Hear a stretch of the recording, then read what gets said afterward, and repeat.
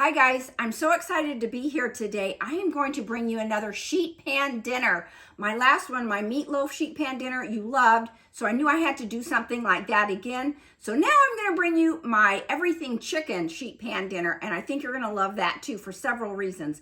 So let me show you how simple this is. So whoever's in charge of the kitchen, I am going to be your new best friend. So you start out with simple parchment paper lined sheet pan. And what I do first, because not everything cooks the same, I have a pound of sweet potatoes. I have put a teaspoon of olive oil in this bag. What I do is when I get apples or lemons, things like that that don't create much mess inside the bags, I keep those bags and use it for things like this. So there's my first hot tip. So we take that after we have put our oil on there, and then you put the sweet potatoes, and then next we do the exact same thing with the cauliflower. I have a pound of cauliflower. And then at this point, what we do is we put it in the oven at 400 for 20 minutes. So this is ready to go straight into the oven, just like this.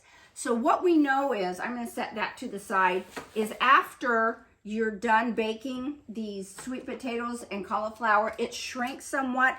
So this is the baked version. You just scoot everything to the side, and then next comes the fun part of adding the chicken. I've got a pound of chicken tenders. You can either buy the full breasts and cut them yourselves, or you can just buy them already sliced up in tenders. So easy to do either way.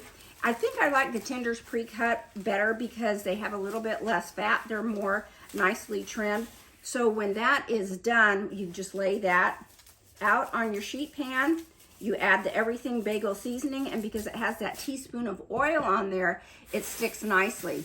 And we do the same thing with the green beans. These are fresh green beans. I snap the one end off, and they are just beautiful. So they stick on there. They will cook down a little bit.